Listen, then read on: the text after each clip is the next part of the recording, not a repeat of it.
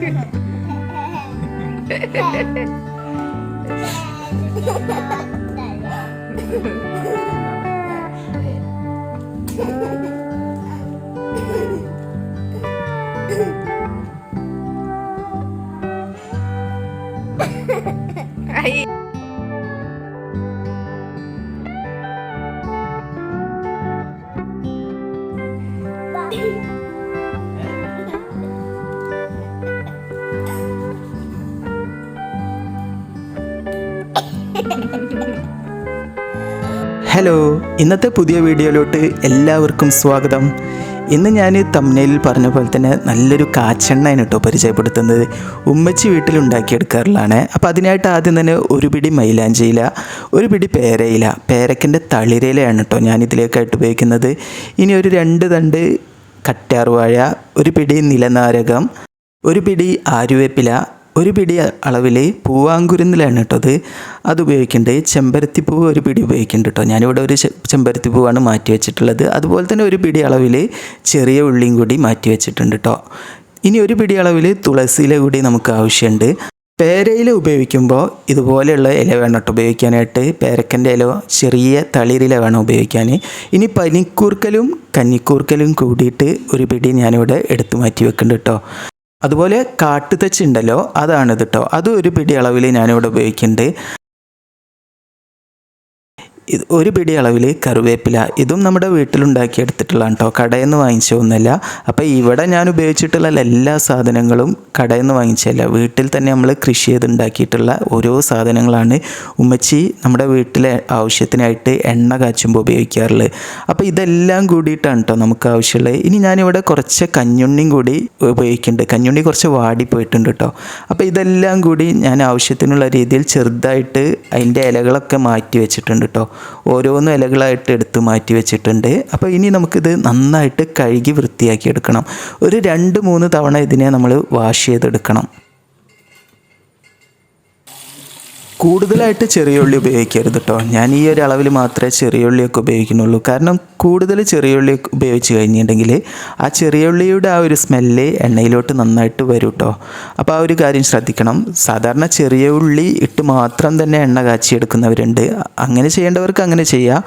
അപ്പോൾ ഇതെല്ലാം കൂടിയിട്ട് മിക്സിൻ്റെ വലിയ ജാറിലിട്ടിട്ട് ഞാൻ നന്നായിട്ടൊന്ന് അരച്ചെടുക്കാം കേട്ടോ. കുറച്ച് വെള്ളം ഒന്ന് ഒഴിച്ചു കൊടുക്കുക. ഒരു 1/4 കപ്പ് അളവിൽ മാത്രം വെള്ളം ഒഴിച്ചിട്ട് നമുക്കിത് നന്നായിട്ട് ഈ ഒരു പരുവത്തിൽ അരച്ചെടുത്തിട്ട് ഒരു ബൗളിലോട്ട് മാറ്റി വെക്കുക.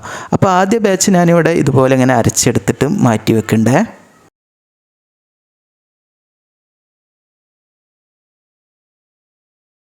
ഇനി നമുക്ക് അടുത്ത ബാച്ച് അരച്ചെടുക്കാനായിട്ട് തുടങ്ങുക. അപ്പോൾ 2 ബാച്ചും അരച്ചെടുക്കുമ്പോൾ കുറച്ച് വ്യത്യാസമുണ്ട്. അപ്പോൾ അതിൻ്റെ കൂടെ ഞാൻ കുറച്ച് കറ്റാർവാഴ കൂടി ഇതുപോലെ ഇങ്ങനെ കട്ടാക്കി എടുത്ത് ഇട്ട് കൊടുക്കുന്നുണ്ട് കേട്ടോ. കറ്റാർവാഴ ഇതുപോലെ ഉപയോഗിച്ചെന്ന് വിചാരിച്ച് കുഴപ്പമൊന്നുമില്ല, ഈ രീതിയിൽ ഉപയോഗിച്ചാൽ മതി. ചില ആളുകൾ ജെല്ല് മാത്രമായിട്ട് ഉപയോഗിക്കേണ്ടത്, അതിൻ്റെ ആവശ്യമൊന്നുമില്ല. നമ്മൾ എണ്ണയിൽ കിടന്നിട്ട് ഇതുപോലെ ഇങ്ങനെ വേവിച്ചെടുക്കുകയാണല്ലോ. അപ്പോൾ ഇത് നന്നായിട്ട് ക്ലീനാക്കി എടുക്കണം കേട്ടോ. കഴുകി വൃത്തിയാക്കി എടുത്തതിന് ശേഷം ഇതുപോലെ ചെറുതായിട്ട് മുറിച്ചെടുത്ത് ഇട്ട് കൊടുത്താൽ മതിയേ. ഇനി നമുക്കിതിലോട്ട് 1.5 ടീസ്പൂൺ അളവിൽ കരിഞ്ജീരകവും ഒരു 2 ടീസ്പൂൺ അളവിൽ ഉലുവയും കൂടി ചേർത്ത് കൊടുക്കണം കേട്ടോ. അപ്പോൾ ഇതെല്ലാം കൂടിയിട്ടാണ് ഇനി അടുത്ത ബാച്ച് അരച്ചെടുക്കുന്നത് കേട്ടോ. അപ്പോൾ ഈ ഉലുവ, കരിഞ്ജീരകം ചില ആളുകൾ പൊടിച്ചെടുത്തിട്ട് എണ്ണ കാച്ചുന്ന സമയത്ത് ഇട്ട് കൊടുക്കുന്നുണ്ട്. അതിൻ്റെ ആവശ്യമില്ല. ഈ ഒരു രീതിയിൽ ചേർക്കുകയാണെങ്കിൽ നമ്മൾ ആ എണ്ണ കാച്ചി കഴിയുമ്പോൾ ഇതിൻ്റെ ആ ഒരു സ്മെല്ല് വരുമല്ലോ, അതുവരെ കാച്ചിയെടുക്കുകയാണെങ്കിൽ ആ ഒരു പരുവം നമുക്ക് പെട്ടെന്ന് മനസ്സിലാക്കിയെടുക്കാനായിട്ട് പറ്റും കേട്ടോ. അപ്പോൾ ഇതിൻ്റെ ആ ഒരു സ്മെല്ല് കിട്ടുന്നത് വരെ നമ്മൾ കാച്ചിയെടുക്കണം. ഇനി നമുക്ക് എണ്ണ കാച്ചാൻ ഉപയോഗിക്കുന്ന ആ പാത്രം ഉണ്ടല്ലോ, അതിലോട്ട് ഞാൻ 1/2 ലിറ്റർ വെളിച്ചെണ്ണ ആദ്യം ഒഴിച്ച് കൊടുക്കുന്നുണ്ട്. അടുത്തതായിട്ട് ഞാൻ അരച്ചെടുത്ത അരപ്പാണ് ഇട്ട് കൊടുക്കുന്നത് കേട്ടോ. ഈ ഒരു രീതിയിൽ ചേർത്ത് കൊടുക്കുക. ഇനി അടുത്തതായിട്ട് നമുക്ക് 1/2 ലിറ്റർ വെളിച്ചെണ്ണ കൂടി ഒഴിച്ചു കൊടുക്കുക. ആദ്യം 1/2 ലിറ്റർ ഒഴിച്ചു കൊടുത്തു, പിന്നീട് ഞാൻ അരപ്പിട്ട് കൊടുത്തു, പിന്നീട് 1/2 ലിറ്റർ വെളിച്ചെണ്ണ കൂടി ഒഴിച്ചു കൊടുക്കുകയാണ് ചെയ്യുന്നത്. അതിൻ്റെ കൂടെ തന്നെ ഈ 1 ലിറ്റർ വെളിച്ചെണ്ണയിലോട്ടായിട്ട് ഞാൻ 1/4 ലിറ്റർ അളവിൽ എണ്ണയാണ് ചേർത്ത് കൊടുക്കുന്നത് കേട്ടോ. അപ്പോൾ ഇതുപോലെ ചേർത്താൽ മതി, കൂടുതലായിട്ട് എണ്ണ ഉപയോഗിക്കേണ്ട. ഒരു 1/4 ലിറ്റർ മാത്രം എണ്ണ ഒഴിച്ചു കൊടുക്കുക. ഇനി നന്നായിട്ട് ഇത് മിക്സാക്കി എടുക്കണം. ഇതെല്ലാം കൂടിയിട്ട് നന്നായിട്ട് ഒരു തവി ഉപയോഗിച്ചിട്ട് നന്നായിട്ട് ഇതുപോലെ മിക്സാക്കി എടുക്കുക.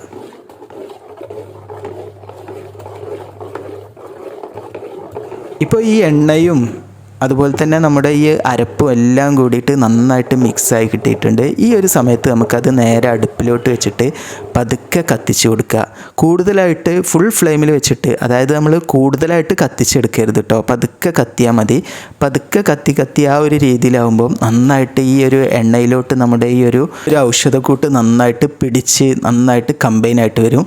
അപ്പോൾ അതുവരെയാണല്ലോ നമ്മൾ ഈ എണ്ണ കാച്ചിയെടുക്കേണ്ടത്. അപ്പോൾ ഇത് ഇടയ്ക്ക് ഫസ്റ്റിലായിട്ട് നമുക്കിത് നന്നായിട്ട് വീണ്ടും ഇളക്കിയിട്ട് കൊടുക്കുക കേട്ടോ, ഈ ഒരു ലോ ഫ്ലെയിമിൽ നമ്മൾ കത്തിച്ചെടുക്കുന്ന സമയത്ത്. ഇനി നമുക്കിത് ഇങ്ങനെ കത്തിച്ച് കൊടുത്താൽ മതി, ഇത് ഇളക്കിയിട്ട് കൊടുക്കേണ്ട ആവശ്യമൊന്നുമില്ല. ഇനി ഇത് നന്നായിട്ട് തിളച്ച് വരുന്ന സമയത്ത് ഒന്നുകൂടി ഇളക്കിയിട്ട് കൊടുക്കണം. ഇപ്പോൾ ഇത് നന്നായിട്ടൊരു 10 മിനിറ്റൊക്കെ കഴിഞ്ഞപ്പോൾ നല്ല രീതിയിൽ തിളച്ച് വന്നിട്ടുണ്ട് കേട്ടോ. അപ്പോൾ അതിൻ്റെ ആ കളറൊക്കെ കണ്ടോ, നന്നായിട്ട് തന്നെ ചേഞ്ചായി വന്നിട്ടുണ്ട്. അപ്പോൾ ഇതിലുള്ള ആ വെള്ളത്തിൻ്റെ അംശമൊക്കെ നന്നായിട്ട് പോയി വരണം. അതുവരെ നമ്മൾ ഇതിനെ തിളപ്പിച്ച് ആ ഒരു രീതിയിലാണ് കാച്ചിയെടുക്കേണ്ടത് കേട്ടോ. കാച്ചി കുറുക്കിയെടുക്കുക എന്നൊക്കെ പറയും. അപ്പോൾ ഇത് എൻ്റെ ഉമ്മച്ചിൻ്റെ ഒരു സ്പെഷ്യലായിട്ടുള്ളൊരു എണ്ണയാണ് കേട്ടോ. ഉമ്മച്ചി വീട്ടിൽ കുട്ടികൾക്കും വീട്ടിലെല്ലാവരും ഉപയോഗിക്കുന്നത് ഈ ഒരു എണ്ണയാണ്. നല്ലതാണ് കേട്ടോ ഇത്.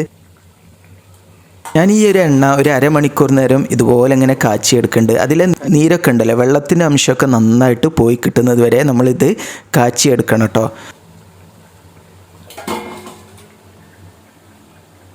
അപ്പോൾ ഇതിലോട്ട് ഞാൻ അവസാനം ഒരു പിഞ്ച് കർപ്പൂരം കൂടി ചേർത്ത് കൊടുക്കുന്നുണ്ട് കേട്ടോ, നല്ലൊരു സ്മെല്ല് കിട്ടാനും. പിന്നീട് നമ്മൾ ഈ കഫക്കെട്ടൊക്കെ ഉണ്ടാവാതിരിക്കാനൊക്കെ വളരെ നല്ലതാണ് കർപ്പൂരം ഒരു പിഞ്ച് ചേർത്ത് കൊടുക്കുന്നത്. ഇനി ഞാനിത് ചൂടാറി അടുത്ത ദിവസമാണ് കേട്ടോ ഇതുപോലെ ഇങ്ങനെ അരിച്ചെടുക്കുന്നത്. നന്നായിട്ട് ഞാനത് കാച്ചിയെടുത്തതിന് ശേഷം അത് മാറ്റി വെക്കുകയാണ് ചെയ്തത്. ഇനി അടുത്ത ദിവസമാണ് ഈ ഒരു കാണിക്കുന്നത് കേട്ടോ. അപ്പോൾ ഇതുപോലെ നമുക്ക് അരിച്ചെടുത്തിട്ട് മാറ്റി വെക്കുക. ഇത് കണ്ടില്ലേ, ഇതിൻ്റെ കളറ് കണ്ടോ, നല്ല കളറാണ് കേട്ടോ, നല്ല സ്മെല്ലുമാണ്. നമ്മളിത് തലയിലിട്ട് കഴിഞ്ഞ് നമ്മൾ കുളിച്ച് കഴിഞ്ഞാലും ഇതിൻ്റെ ഈ ഒരു സ്മെല്ലുണ്ടല്ലോ, അടിപൊളി സ്മെല്ലാണ്. അത്രയും നല്ല എണ്ണയുമാണ് കേട്ടോ. ഇത് എൻ്റെ മക്കൾക്കും അതുപോലെ എൻ്റെ വീട്ടിലുള്ള ഓരോരുത്തരും ഉപയോഗിക്കുന്നത് ഈ ഒരു എണ്ണയാണ്. തലയിലിട്ട് കഴിഞ്ഞിട്ടുണ്ടെങ്കിൽ ജലദോഷമോ അങ്ങനെ ഒന്നും ഉണ്ടാവില്ല. നല്ല സുഖമാണ് കേട്ടോ. ഇതിട്ട് കഴിഞ്ഞിട്ടുണ്ടെങ്കിൽ നല്ല ഉറക്കവും എല്ലാം കിട്ടും. എൻ്റെ വീട്ടിൽ ഉമ്മച്ചി വളരെ കാലമായിട്ട് ഉണ്ടാക്കിയെടുക്കാറുള്ള ഒരു എണ്ണയാണ്. ഞങ്ങൾ കുറേ കാലമായിട്ട് ഈ ഒരു എണ്ണയാണ് ഉപയോഗിക്കുന്നത്. അപ്പോൾ ഇതേ രീതിയിൽ നിങ്ങളെല്ലാവരും ഉണ്ടാക്കി നോക്കണം. അതുപോലെ തന്നെ ഇത് നമ്മുടെ വീട്ടിൽ നമ്മളെ പറമ്പിലൊക്കെ കിട്ടാനുള്ള ഓരോ സാധനങ്ങളുമാണല്ലോ. കൂടുതലായിട്ട് ഞാനൊന്നും ചേർക്കണമെന്നില്ല, എല്ലാം ഒരേ അളവിലാണ് ചേർത്ത് കൊടുക്കുന്നത്. അപ്പോൾ ഇതേ രീതിയിൽ നിങ്ങളെല്ലാവരും ഒന്ന് ട്രൈ ചെയ്ത് നോക്കണം കേട്ടോ. നമ്മൾ കടയിൽ നിന്ന് വാങ്ങുന്ന ആ ഒരു എണ്ണയിനേക്കാളും ഒരുപാട് ഗുണങ്ങളൊക്കെ ഉള്ള നല്ല എണ്ണയാണ്. നമ്മൾ വീട്ടിലൊക്കെ കാച്ചിയെടുക്കുമ്പോൾ നമുക്ക് അതിൻ്റെ ആ ഒരു ബെനിഫിറ്റ്സൊക്കെ നമുക്ക് തന്നെ അറിയാനായിട്ട് പറ്റുമല്ലോ. അപ്പോൾ ഇതേ രീതിയിൽ നിങ്ങളെല്ലാവരും ഒന്ന് ഉണ്ടാക്കി നോക്കി അതിൻ്റെ ഫീഡ്ബാക്ക് താഴെ കാണുന്ന കമൻറ്റ് ബോക്സിൽ എന്നെ എഴുതി അറിയിക്കാൻ മറക്കരുത്. എൻ്റെ ചാനൽ ആദ്യമായിട്ട് കാണുന്നവരാണെങ്കിൽ സബ്സ്ക്രൈബ് ചെയ്യാനും കൂടെ തന്നെ ആ ബെൽ ബട്ടൺ ഒന്ന് എനേബിൾ ചെയ്യാനായിട്ട് മറക്കരുത്. എന്നാലേ ഞാനിടുന്ന ഓരോ വീഡിയോസും നിങ്ങൾക്ക് അപ്പോൾ തന്നെ നോട്ടിഫിക്കേഷനായിട്ട് വരുള്ളൂ. ഇനി നമുക്ക് പുതിയൊരു വെറൈറ്റി റെസിപ്പിയുമായിട്ട് പുതിയൊരു വീഡിയോയിൽ കാണാം. Thank you.